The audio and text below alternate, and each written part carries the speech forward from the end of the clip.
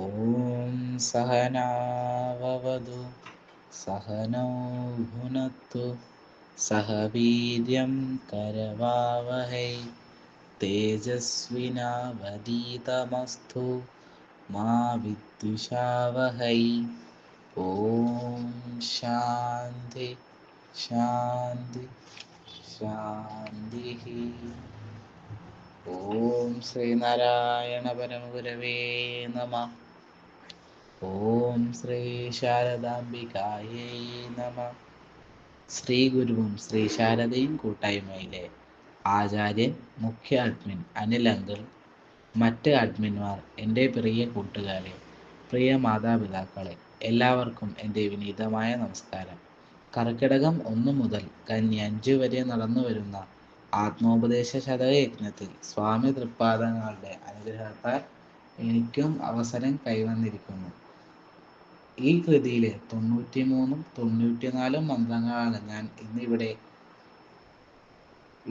ഇന്നിവിടെ വിചാരം ചെയ്യുന്നത്. മന്ത്രം 93. ചലമുടലറ്റ തനിക്കു തൻ്റെ ആത്മാ വിലുമധികം പ്രിയ വസ്തുവില്ലയന്യം വിലസിടുമാത്മഗതം പ്രിയം വിടാതെ നിലയിലിരിപ്പതു കൊണ്ടു നിത്യമാത്മാ. മന്ത്രം ഒരിക്കൽ കൂടി. ചലമുടലറ്റ തനിക്കു തൻ്റെ ആത്മാവിലുമധികം പ്രിയ വസ്തുവില്ലയന്യം വിലസിടുമാത്മഗതം പ്രിയം വിടാതെ നിലയിലിരിപ്പതു കൊണ്ടു നിത്യമാത്മാ. പദം പിരിച്ച് അർത്ഥം. ചലം ഉടലറ്റ, മാറ്റത്തിനു വിധേയമാകുന്ന, തനിക്ക് ഒരുവന്, തൻ്റെ ആത്മാവിലും തൻ്റെ ആത്മാവിനേക്കാൾ അധികം പ്രിയ വസ്തു, അധികം പ്രിയപ്പെട്ടതായ വസ്തു, അന്യം ഇല്ല, മറ്റെവിടെയുമില്ല, വിലസിടും, സ്പഷ്ടമായി അനുഭവിക്കുന്ന ആത്മഗത പ്രിയം, ആത്മാവിനോടുള്ള പ്രിയം, വിടാതെ, വിട്ടുപോകാതെ, ഈ നിലയിൽ, ഇതേ നിലയിൽ തന്നെ ഇരിപ്പത് കൊണ്ട്, തുടരുന്നത് കൊണ്ട്, ആത്മാനിത്യം, ആത്മാവ് നിത്യമാണ്. താൽപര്യം.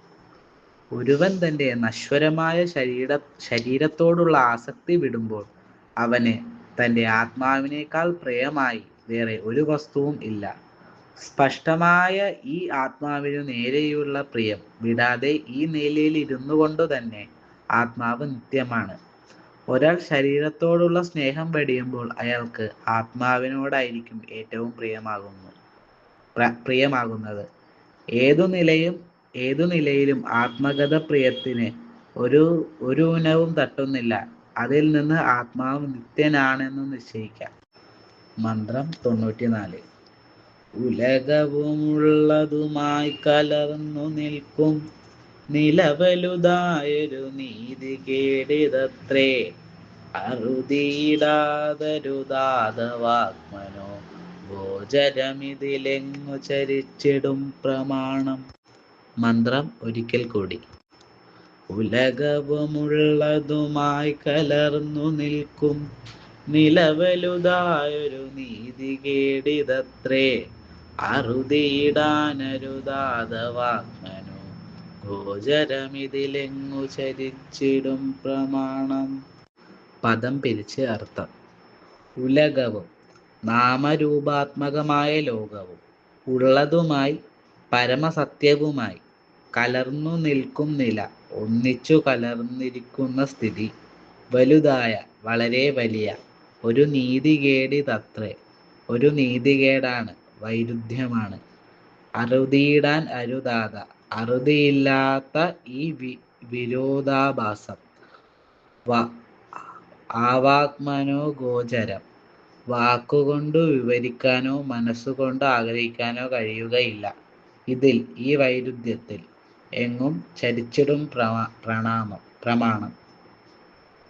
എങ്ങനെ പ്രമാണങ്ങൾ പ്രവർത്തിക്കും? താൽപര്യം. മിഥ്യമായ ലോകവും തഥ്യമായ ഉള്ളതും കൂടിക്കലർന്നു നിൽക്കുന്ന സ്ഥിതി വലിയ നീതികേടു തന്നെയാണ്. രണ്ടും കലർന്നതിനാൽ സത്തിനെ ആഗ്രഹിക്കാൻ കഴിയുകയില്ല. അതിർത്തി നിശ്ചയിക്കാൻ നിവൃത്തിയില്ലാത്തതും വാക്കിനും മനസ്സിനും ഗോചരമല്ലാത്തതുമായ സത്തിൽ എവിടെയാണ് പ്രമാണം പ്രവർത്തിക്കുക? യുക്തി കൊണ്ടോ പ്രത്യക്ഷാദി പ്രമാണം കൊണ്ടോ ആഗ്രഹിക്കാവുന്ന ഒന്നല്ല സത്ത്. അത് സാക്ഷാത്കരിക്കാനേ കഴിയുകയുള്ളൂ. എനിക്ക് ഇന്നിവിടെ ഈ മന്ത്രം വിശകലനം ചെയ്യാൻ ഒരുക്കിത്തന്ന അനിലങ്കിളിനും മറ്റെല്ലാവർക്കും എൻ്റെ നന്ദിയും കടപ്പാടും അറിയിച്ചുകൊണ്ട് ഈ വിശകലനം ഭഗവാന്റെയും ശ്രീ വർക്കലേശ്വരിയുടെയും പാതാരവിന്ദങ്ങളിൽ സമർപ്പിക്കുന്നു. ഓം ശ്രീനാരായണ പരമ ഗുരവേ നമഃ. ശ്രീനാരായണ ധർമ്മം വിജയിക്കട്ടെ.